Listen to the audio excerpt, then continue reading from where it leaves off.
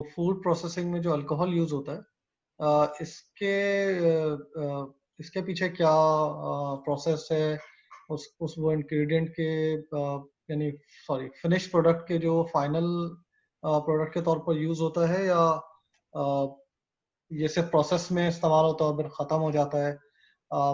वो अल्कोहल वही अल्कोहल है जो हम बियर में या वोडका में या वाइन में इस्तेमाल करते हैं डायरेक्ट कंजम्पशन के लिए? जी, अल्कोहल बेसिकली जो सबसे पहले अल्कोहल के बैकग्राउंड को मैं समझा दूँ कि ये एक्सट्रैक्ट हम करते कैसे। अल्कोहल बेसिकली फर्मेंटेशन के नतीजे में हासिल किया जाता है। अल्कोहल एक पूरी कार्बोक्सिलिक सॉरी सॉरी अल्कोहल जो है कार्बोहाइड्रेट की एक पूरी फैमिली है हाइड्रोकार्बन की। तो उसमें अल्कोहल एक क्लास है, पूरी फैमिली है। इसमें जो 2 कार्बन का अल्कोहल होता है जिसको इथेनॉल कहा जाता है, और जो सबसे ज़्यादा क्रिटिकल है हलाल के लिए वाइन में वोडका। अब जिससे टॉक्सिकेटिंग एजेंट की बात करें उनमें ये इथेनॉल ही शामिल होता है। अब इसको फर्मेंट करके हम हासिल करते हैं। फर्मेंटेशन किस तरह करते हैं कि जितने भी कार्बोहाइड्रेट्स, शुगर, सक्रोज या ग्लूकोज, उस पर बैक्टीरिया एग्जिस्ट करते हैं, और बैक्टीरिया उस पर रिएक्ट करके बाई प्रोडक्ट के तौर पे कार्बन डाइऑक्साइड और अल्कोहल प्रोड्यूस करते हैं। अब सोर्स क्या है पीछे? सोर्स कार्बोहाइड्रेट शुगर से। अब वो शुगर से मेनली जो है वो या तो ग्रेप्स में है, या वो शुगर डेट्स में है, या वो शुगर रेजिन्स में है, किशमिश में। तो इस शुगर से अगर हम अल्कोहल एक्सट्रैक्ट करते हैं तो वो ख़मर में दाखिल हो जाता है। तो ख़मर और नॉन ख़मर में क्या डिफरेंस है, और ख़मर के अल्कोहल सोर्स क्या है और नॉन ख़मर के अल्कोहल सोर्स क्या है?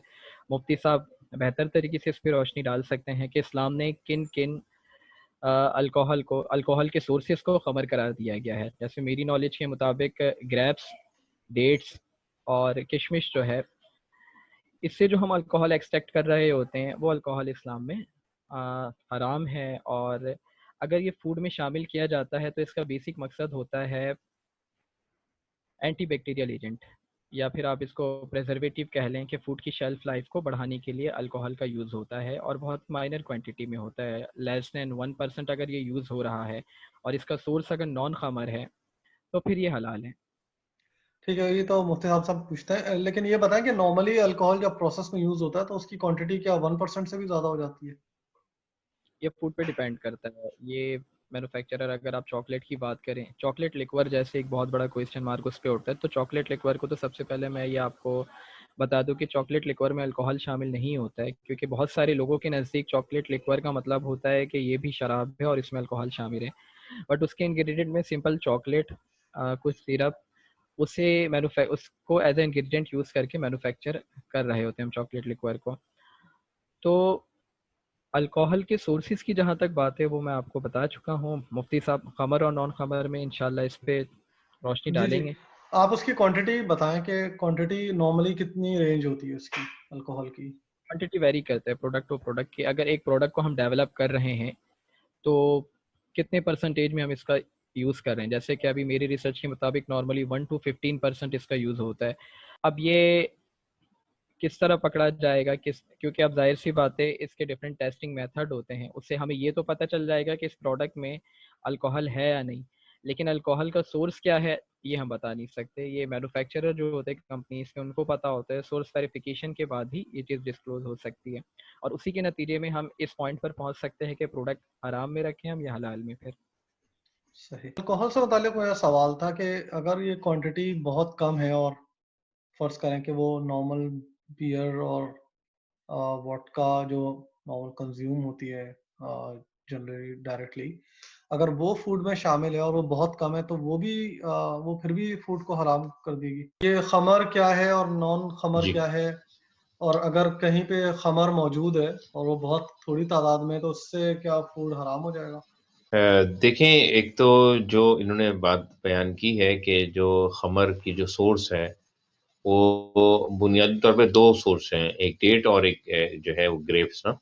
किशमिश जो है ना वो भी जो है वो ग्रेप ही की एक फ़ॉर्म है। तो बेसिकली 2 इसमें सोर्सेज़ हैं, डेट और ग्रेप्स ना। बाकी इसके अलावा जो अल्कोहल एक्सट्रैक्ट की जाती है, फलों से, फलों के छिलकों से और सब्जियों से, तो उसमें जो है वो कोई हर्ज नहीं है, वो दवाइयों में बकसरत इस्तेमाल होती है। जहाँ तक इसकी थोड़ी मिकदार की बात है, तो इसकी थोड़ी मिकदार भी जो मैं ये समझता हूँ कि वो जायज़ नहीं है। चूँकि वो नजासत है और कुरान करीम ने इसको नजस कहा है और रिज्सुम मिन अमली शैतान कहा है, शैतान का अमल कहा है। तो थोड़ी हो या ज़्यादा हो, नशा पैदा करे या नशा पैदा ना करे, तो हर सूरत के अंदर जो है ना ये हराम और ममनू है। एक सवाल बीच में रह गया था मुफ्ती साहब, अल्कोहल से मुतालिक जो प्रोसेस में यूज होता है, तो अगर वो खमर नहीं है तो उसकी कोई भी वो अलाउड है खाने में?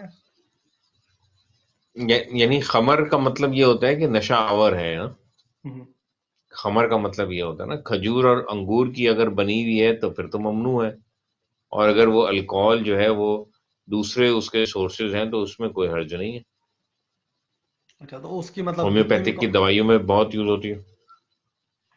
हाँ, होम्योपैथिक की दवाइयों में बहुत यूज होती है। जी, लेकिन वो तो फिर दवाइयाँ है ना, यानी कि नॉर्मल कंजम्पशन के लिए तो नहीं यूज होती।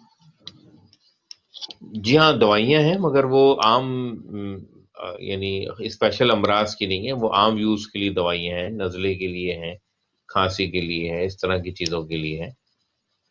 हम्म, यानी कि नॉन खमर अगर अल्कोहल है तो उसकी क्वांटिटी की कोई लिमिटेशन नहीं है। अगर खमर अल्कोहल है तो ऑफ कोर्स लिमिटेशन नहीं, वो 100% हराम है, उसमें 0% भी ममनू हो शामिल हो जाए। तो वो ममनून हो जाएगी चीज। तो यानी कि अगर जी। हम कहीं से इंक्वायरी कर रहे हैं तो ये बात है।